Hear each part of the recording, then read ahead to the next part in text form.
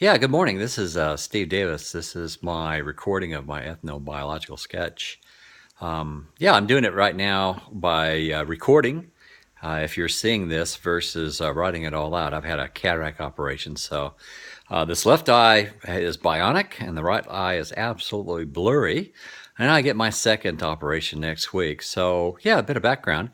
Yeah, I was born in Florida, and in Florida, I remember having a black maid, and that was engaging with the black community was kind of my early memories. Being in the South, I would later learn it was a very segregated, racist community.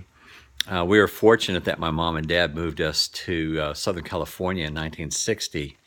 Pretty much we were in a white neighborhood, Anglo neighborhood, growing up. But we had a lot of what would be later known as Latino and Hispanic migration.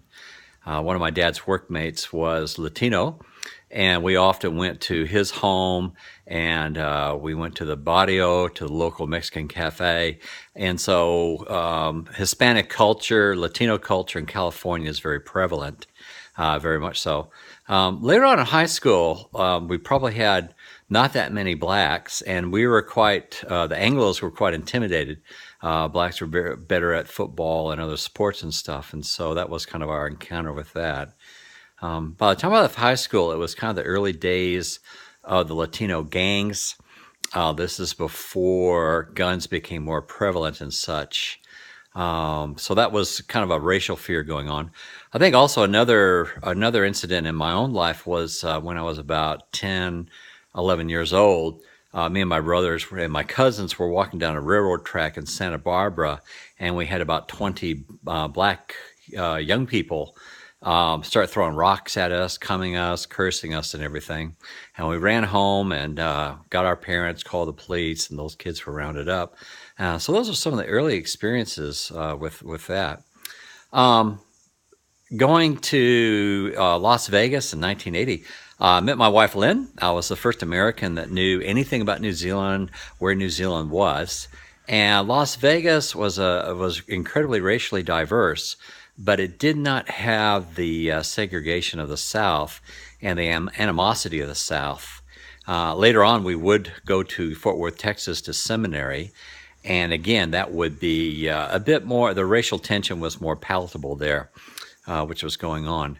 The sad thing was to hear about African wives and who and their husbands would come to study, and they would go to a church, and now here they could freely worship in a Christian country, and they would go to an Anglican church, and they would be frowned upon and looked down on and stuff, and so they're absolutely heartbroken. They'd finally come to a Christian country, and yet a local church would not accept them as who they were.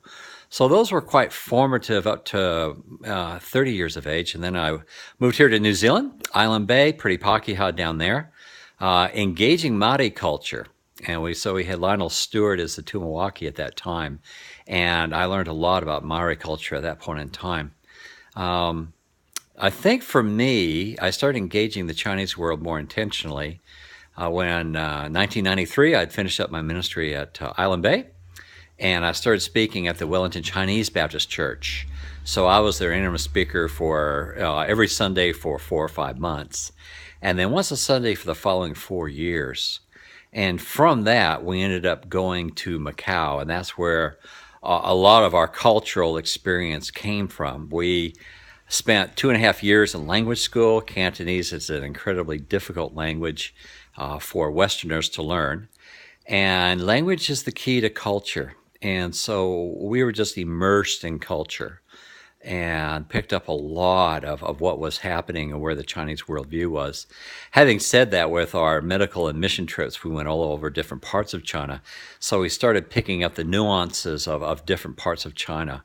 Having said that, too, we holidayed quite extensively in Thailand and Malaysia, Vietnam and Cambodia. And so we had a chance to experience those cultures as well. So all those things were quite formative, and this was over a 15-year period. 4 years ago, we came back to Auckland.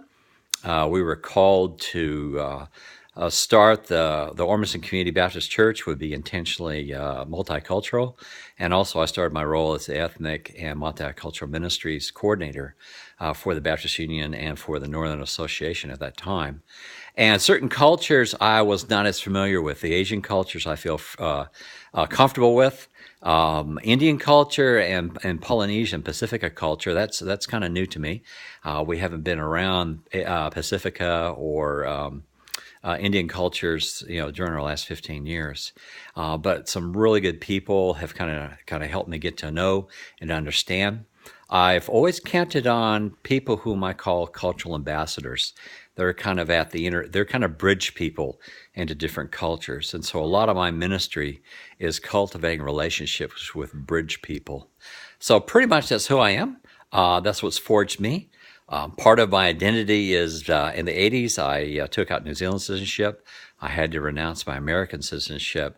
So I kind of see myself as an Asia Pacific nomad, engaging multiple cultures in this journey of following Jesus and this particular part of the world. Thank you.